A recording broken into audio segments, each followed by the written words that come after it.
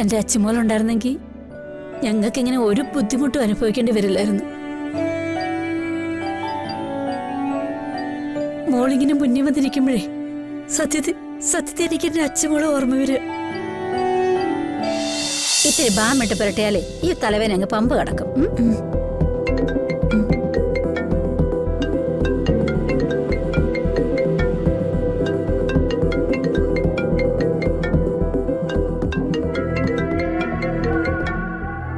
നീ എന്താടി ഫോൺ എടുക്കാത്ത?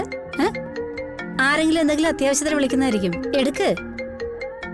അത് കനകാംബരം മുതലാളിയാ. ആഹാ, എന്നിട്ടാണോ നീ ഫോൺ എടുക്കാതിരിക്കുന്നത്? ഇങ്ങെടുത്ത് ഇങ്ങെടുക്ക്. അല്ല അമ്മേ. അമ്മ. Hello hello, Athira. സാർ, ഞാൻ ആതിരയല്ല, ആതിരയുടെ അമ്മയാ. ആതിരമോൾക്കേ വല്ലാത്ത തലവേദന. അവളിന്ന് ചിലപ്പോഴേ വരത്തുള്ളൂ. അയ്യോ, ആതിരയുടെ അമ്മ എന്തായി പറയുന്നേ? ഇവിടുന്ന് ഒരുപാട് അത്യാവശ്യ ജോലികളുണ്ട്. അയ്യോ, ആതിരയോടൊന്ന് വേഗം വരാൻ പറ. അഥവാ ഇവിടെ വന്ന ശേഷം തലവേദന വന്നാലേ തൊട്ടടുത്ത് നല്ല ഒന്നാം തരം ആശുപത്രിയില്ലേ, ആതിരെ ഞങ്ങൾ ഹോസ്പിറ്റലിൽ കൊണ്ടുപോകാം. ഞാൻ അവളോട് സംസാരിച്ച് നോക്കാം. അയ്യോ, അത് വേണ്ട. അമ്മ ഒന്ന് ഫോൺ കൊടുത്താൽ മതി, ഞാൻ സംസാരിക്കാം. ശരി, ഞാൻ ഫോൺ മോൾക്ക് കൊടുക്കേ. മോളെ, മുതലാളിക്ക് മോളോട് സംസാരിക്കണമെന്ന്. പിടിക്ക, സംസാരിക്ക.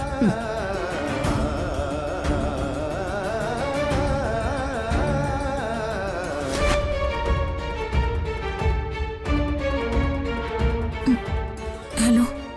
ആ ഫോട്ടോ മാത്രമല്ല, അതുപോലെ വേറെ ഒരുപാട് ഫോട്ടോകൾ എൻ്റെ കയ്യിലുണ്ട്. പോരാത്തതിന് നല്ല സുന്ദരമായ ചില വീഡിയോകളുണ്ട്. പതിവ് പോലെ ഇന്ന് ഓഫീസിലെത്തണം. ഇല്ലെങ്കിൽ ഈ ഫോട്ടോസും വീഡിയോസും എല്ലാം നിന്റെ വീട്ടുകാർ കാണും.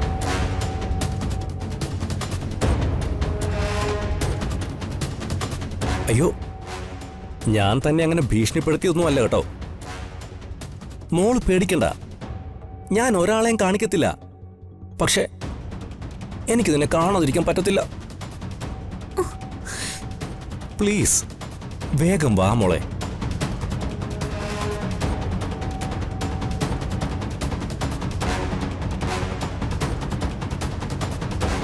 ആദി, മോളെ ഇങ്ങനെ താങ്ങി തൂങ്ങി നിൽക്കാതെ പോയി വേഗം റെഡിയാവാൻ നോക്ക്. മുതലാളി വലിയ കാര്യമായിട്ട് വിളിച്ചതല്ലേ. ദേ നോക്കി, അങ്ങേരെ എത്ര നല്ലവനായിട്ടായിരിക്കും ഇങ്ങനെ ജോലിക്കാരെയൊക്കെ വിളിക്കുന്നത്. അവിടെ ചെന്ന് തലവേദന വരികയാണെങ്കിൽ അങ്ങേരെ ആശുപത്രി കൊണ്ടുവന്ന് പറഞ്ഞില്ലേ. 1 മാസത്തെ ശമ്പളമല്ലേ മോളെ അഡ്വാൻസ് ആയിട്ട് തന്നിരിക്കുന്നത്. മോളെ വേഗം ചെല്ലാൻ നോക്ക്.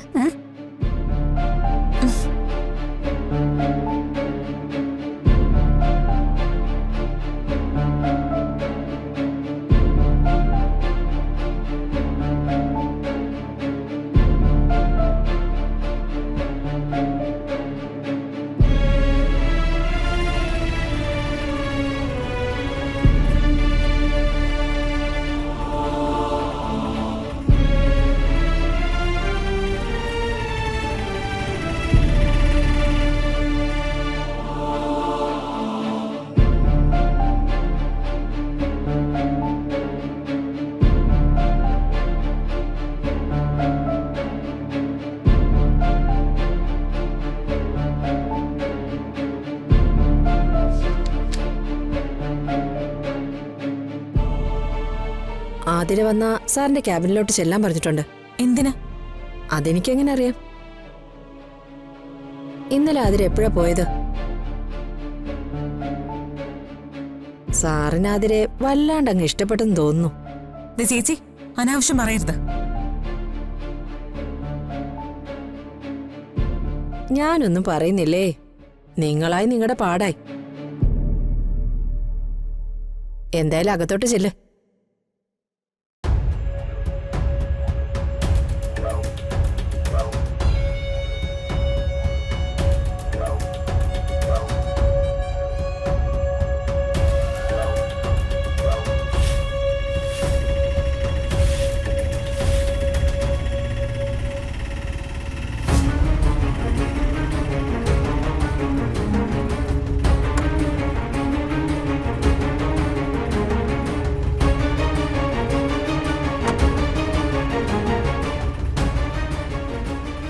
ആയിഷേച്ചി. ദാ, അമ്മേ, ദേ ആയിഷേച്ചി വന്നിരിക്കുന്നു.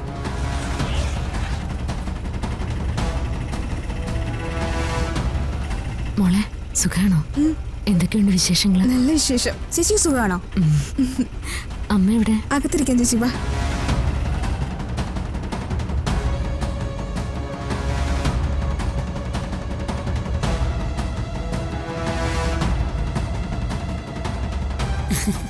വാ അമ്മ. ഞാൻ മോളുടെ കാര്യം ഇന്നോട് ഓർത്തതേ ഉള്ളൂ. ഇതാ മനപ്പൊരുത്തം. അമ്മ മനസ്സിൽ വിചാരിച്ചപ്പോ തന്നെ ചേച്ചി വന്നില്ലേ? ആ മോളിരിക്കേ, വാ.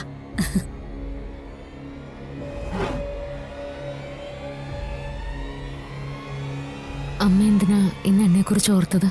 കാര്യമുണ്ട്. ഞങ്ങളാരും ഒട്ടും പ്രതീക്ഷിക്കാത്തൊരു സമയത്താ മോളൊരു സഹായമായിട്ട് ഈ വീട്ടിലോട്ട് കയറി വന്നത്. ഹോ, ആ പണം കൊണ്ട് ഞങ്ങൾക്കുണ്ടായ സമാധാനം സന്തോഷവും ഒരുപാട് വലുതാ മോളെ. ഹായ് ആയിഷ ചേച്ചി.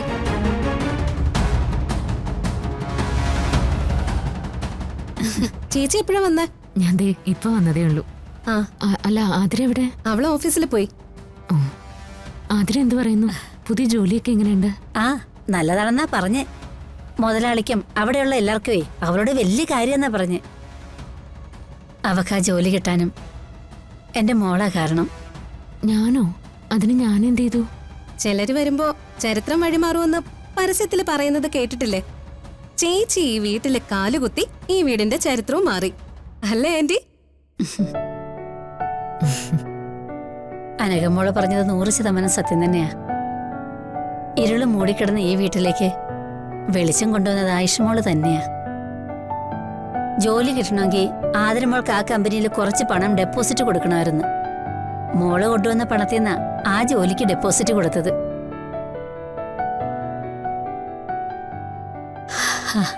എല്ലാം ദൈവാനുഗ്രഹം എന്ന് പറഞ്ഞാൽ മതിയല്ലോ. ഇപ്പൊ മനസ്സിലായില്ലേ ഈ വീട്ടിലേക്ക് വെളിച്ചം കൊണ്ടുവന്ന മാലാഖിയാണ് ആയിഷ ചേച്ചിന്ന്?